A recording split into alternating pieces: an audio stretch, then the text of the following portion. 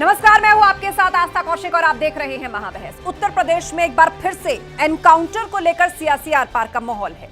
सुल्तानपुर लूट का एक और आरोपी अनुज प्रताप सिंह उन्नाव में एनकाउंटर में मारा गया है और इससे पहले मंगेश यादव एनकाउंटर केस में जाति पर सवाल उठाने वाली समाजवादी पार्टी ने अब फर्जी एनकाउंटर के आरोप लगाए हैं। अखिलेश यादव ने कहा है कि बीजेपी हार का बदला ले रही है, तो सीएम योगी ने तीखा पलटवार करते हुए साफ किया कि जो भी गुनाह करेगा वो अंजाम भुगतेगा। और इस पूरे माहौल के बीच सवाल यह है कि एनकाउंटर पर क्यों यूपी में सियासी आर-पार चल रहा है और एनकाउंटर में मारे गए अनुज के पिता ने क्यों कहा आ गया अखिलेश यादव को सुकून, और क्या योगी वर्सेस अखिलेश में यह सियासी एनकाउंटर सीजन 2 की शुरुआत है। आज इन्हीं सवालों के इर्द गिर्द होगी महाबहस, लेकिन पहले यह रिपोर्ट देखिए।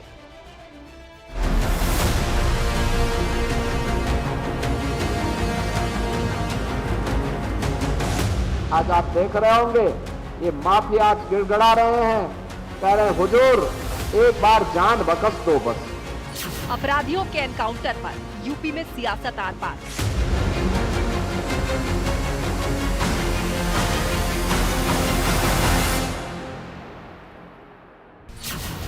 पहले मंगेश यादव, अब अनुज सिंह, मुठभेड़ जारी है।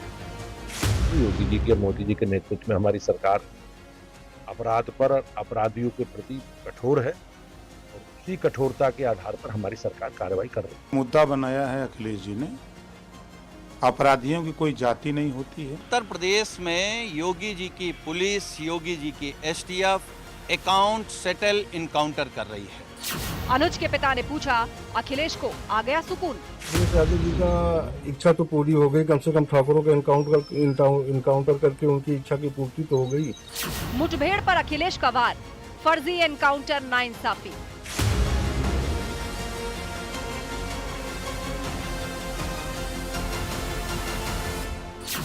योगी का पलटवार, जो गुनाह करेगा अंजाम भुगतेगा। किसी की हिम्मत नहीं होती थी कि इन माफियाओं पर हाथ डाल सके। आज आप देख रहे होंगे ये माफिया आज गिड़गड़ा रहे हैं, कह रहे हुजूर एक बार जान बख्श दो बस। योगी वर्सेस अखिलेश सियासी एनकाउंटर सीजन 2।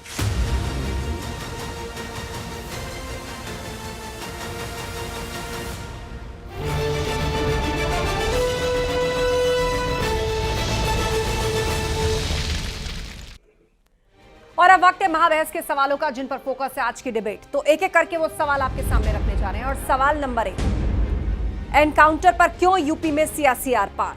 ये ऐसी सियासत है जो रुकने का नाम नहीं ले रही है। एक तरफ बदमाशों को ढेर किया जा रहा है तो दूसरी तरफ सियासत उतनी ही तीव्रता से उबल रही है।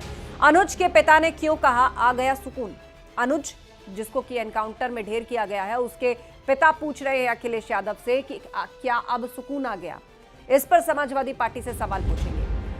सवाल यह भी कि योगी वर्सेस अखिलेश सियासी एनकाउंटर सीजन 2। अभी मंगेश यादव के एनकाउंटर को लेकर इतनी राजनीति हुई और अब अनुज सिंह का एनकाउंटर होता है, तो एक तरह से योगी वर्सेस अखिलेश यानी भाजपा और समाजवादी पार्टी की जो एनकाउंटर को लेकर सियासत है वो किस ओर जा रही है। चर्चा के लिए हमारे साथ आलोक अवस्थी जी हैं, प्रवक्ता बीजेपी, अनुराग भदौरिया जी हैं, समाजवादी पार्टी प्रवक्ता, पुनीत पाठक जी जुड़ गए हैं, कांग्रेस के स्पोक्सपर्सन, और प्रतिभान त्रिपाठी जी वरिष्ठ पत्रकार हमारे बीच में हैं।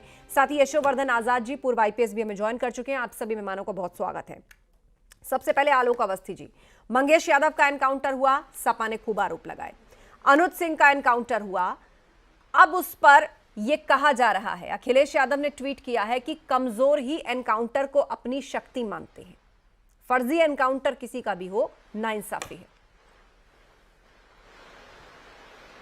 आस्था जी, योगी आदित्यनाथ जी की जो भारतीय जनता पार्टी की सरकार है, वह जनता के इस वादे के साथ आई थी कि हम उत्तर प्रदेश में अपराधियों का समूल नाश करेंगे और जनता को सुकून की नींद सोने की व्यवस्था करेंगे।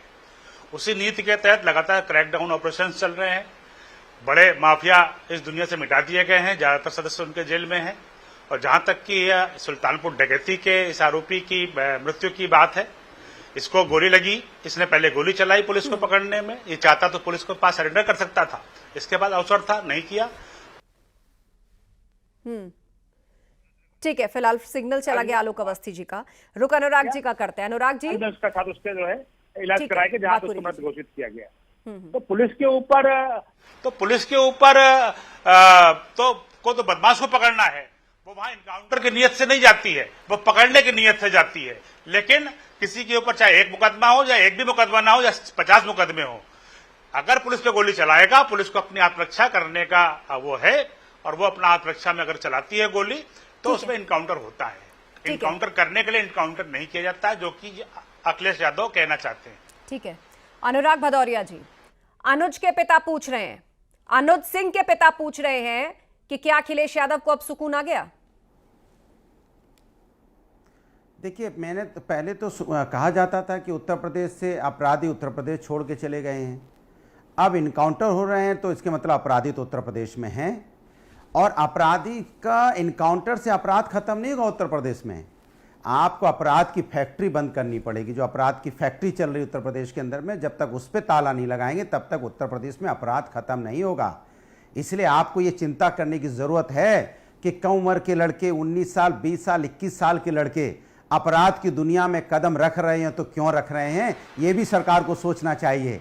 इनकाउंटर समस्या का समाधान नहीं होता है, क्योंकि इनकाउंटर करना आपकी वाहवाही नहीं हो सकती। उसके मतलब जो आप कह रही है कि उसके अनुज सिंह के जो पिताजी कह रहे हैं, अनुज सिंह के पिताजी और अनुज सिंह की बहन साफ साफ कह रही है कि उसने कहा कि 40-40 केस वाले तो बाहर घूम रहे हैं, हमारे बेटे का इनकाउंटर हो गया। उसकी बहन कह रही है, अनुज की बहन, अनुज सिंह की बहन, अगर इनकाउंटर ही समस्या का समाधान है तो फिर न्यायपालिका बंद हो जानी चाहिए। ये मैं नहीं कह रहा हूं, अनुज सिंह की बहन कह रही है। वो सवाल उठा रहे थे ना कि एनकाउंटर सिर्फ पीडीए परिवार के लोगों का हो रहा है, उसी पर उनके पिता पूछ रहे हैं जिनका बेटा चला गया। क्या बोला आपसे? क्या सुकून आ गया अब? मैंने तो बोला, मैं उन्होंने मिला ना, बेगुनाहों का इनकाउंटर होगा तो समाजवादी पार्टी की जिम्मेदारी है, क्योंकि समाजवादी पार्टी को जनता ने विपक्ष में बैठाया है कि सरकार अगर कुछ गलत कर रही है, सरकार के अगर जनता की नीति के खिलाफ है तो मुझे आवाज उठानी है। और हम आवाज अनुज की भी बोल रहे हैं। अनुज की बहन ने बोला कि नहीं बोला, बता दीजिए। कि अनुज की बहन ने नहीं बोला कि भाई न्यायपालिका बंद कर देनी चाहिए क्या? मेरे भाई को इतने सारे मुकदमे नहीं थे, जिस तरह से उसका इनकाउंटर हो गया। उसके पिताजी ने नहीं बोला क्या कि 40-40 मुकदमे वाले बाहर घूम रहे हैं और हमारे बेटे का इनकाउंटर हो गया? तो सवाल आलोक अवस्थी जी, इनकाउंटर दोनों ही मामले, चाहे वो मंगेश यादव का मामला हो या मामला अनुज सिंह का हो, दोनों में सियासत तो जमकर हो रही है। लेकिन एक बात जो कॉमन है वो ये कि मंगेश यादव को भी लेके कहा गया कि वो बदमाश नंबर 1 नहीं था, 2 नहीं था, 3 नहीं था, शायद चौथा था या तीसरा था, क्यों एनकाउंटर हो गया। अब यही अनुज सिंह को लेकर कहा जा रहा है कि उस पर उतने मुकदमे नहीं थे, एक केस था, वो कैसे, उसका कैसे एनकाउंटर हो जाता है? आस्था जी, ये जो अनुज मारा गया है, ये इसके पहले सूरत में, गुजरात में भी डकैती का अभियुक्त है, वहां बंद रहा है और उसके ऊपर कार्रवाई हुई है। तो कोई जो है साधारण आदमी नहीं है। और मैंने पहले भी कहा कि पुलिस पर गोली चलाएंगे तो पुलिस गोली का जवाब गोली से ही देगी। अब उसमें स्वाभाविक बात है, वो ट्रेंड फोर्स है, उसका निशाना जो है सही लगता है और अपराधी जो है गोली चलाते हैं पुलिस को भागने के लिए। तो यह तो कभी भी नहीं हो सकता कि पुलिस के जवानों की मौत हो जाए। 17 पुलिस के जवान अब तक जो है उत्तर प्रदेश के शहीद हुए हैं खाली इन इनकाउंटर्स में, जिसमें अपराधियों ने उन पर गोली चलाई है। मैं ये पूछना चाहता हूं कि 1601 अपराधी घायल अवस्था में, क्या किसी ने कहा है कि हमको फर्जी इनकाउंटर में मारा गया है? और मैं पूछना चाहता हूं समाजवादी पार्टी से कि समाजवादी पार्टी बताए कि अपराधियों में जातीय और धर्म क्यों ढूंढ रही है? नवाब यादव बलात्कारी और मोहित खान बलात्कारी के पक्ष में क्यों खड़ी होती है? रामव्रत यादव जब मथुरा में समाजवादी पार्टी का ये जो बदमाश था, इसको प्रश्रय था पुलिस का, पुलिस हाईकोर्ट के कहने पे खाली कराने गई तो 27 पुलिस वाले मारे गए, एक कप्तान और एक दरोगा मारा गया। खालिद मुजाहिद एक आतंकवादी लू लगने से मर जाता है, तो काली उसका धर्म देख करके आतंकवादी का 2 डीजीपी रहे ब्रिजलाल जी और विक्रम सिंह जी के ऊपर हत्या का मुकदमा कायम होता है, 42 पुलिस कर्मियों को बर्खास्त किया जाता है। तो यह समाजवादी पार्टी धर्म देख करके, जाति देख करके अनुराग जी जवाब दीजिए। एनकाउंटर पर सवाल खड़े किए, उसमें आप लोगों का जो शीर्षक था वो ये था कि पीडीए के परिवार से जुड़े लोगों का ही एनकाउंटर हो रहा है, और आज अनुज सिंह की मौत हुई है तो उसका परिवार पूछ रहा है कि आ गया सुकून। वही तो मैं कह रहा हूं, उसका परिवार जो पूछ रहा है उसका जवाब तो नहीं मिला ना, वही तो मैं कह रहा था आपसे। और दूसरा बात, जितनी देर आपने डिबेट की, मैंने बात की कि अपराध क्यों उत्तर प्रदेश में अपराधी पैदा हो रहे हैं, ये चिंता का विषय है, यंग लड़के आ रहे हैं, इस पे देखो बीजेपी का जवाब नहीं। कहां चले गए आप?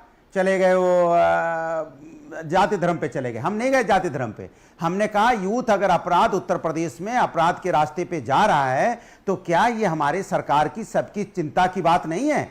अगर वो 14 लोग उसमें शामिल थे उस लूट में, अगर एवरेज एज 21 साल की या 20 साल की आ रही है, 22 साल की आ रही है, तो चिंता का विषय नहीं है ये।